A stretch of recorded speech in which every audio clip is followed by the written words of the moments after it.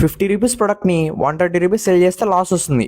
మన ప్రొడక్ట్ని కరెక్ట్ ప్రైస్లో ఎలా లిస్ట్ చేయాలో చూపిస్తా. చాలా మంది ఈ క్యాలిక్యులేషన్ చేయరు, అందుకే వాళ్ళ ప్రొడక్ట్ సెల్ అయినా కానీ ప్రాఫిట్స్ రావు. నేను ఎగ్జాక్ట్ ఫార్ములా చూపిస్తా. పెన్ను పేపర్ తీసుకొని నోట్ చేయండి. మన ప్రొడక్ట్ కాస్ట్ 50 రూపీస్, దానికి ప్రాఫిట్ యాడ్ చేయండి. ఎగ్జాంపుల్కి 70 రూపీస్. షిప్పింగ్ కాస్ట్ యాడ్ చేయండి.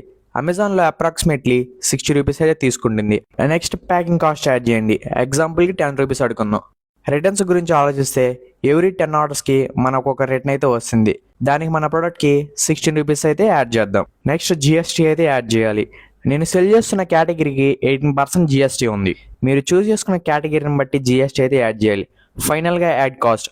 అమెజాన్లో ఆర్గానిక్గా సేల్స్ రావడం కష్టం, కాబట్టి ప్రతి ప్రోడక్ట్కి మినిమంగా 40 రూపీస్ బడ్జెట్ అయితే కావాలి. ఇప్పుడు ఇవన్నీ కలిపితే 50 రూపీస్ ప్రోడక్ట్ని మినిమం 246కి అయితే సెల్ చేయాలి.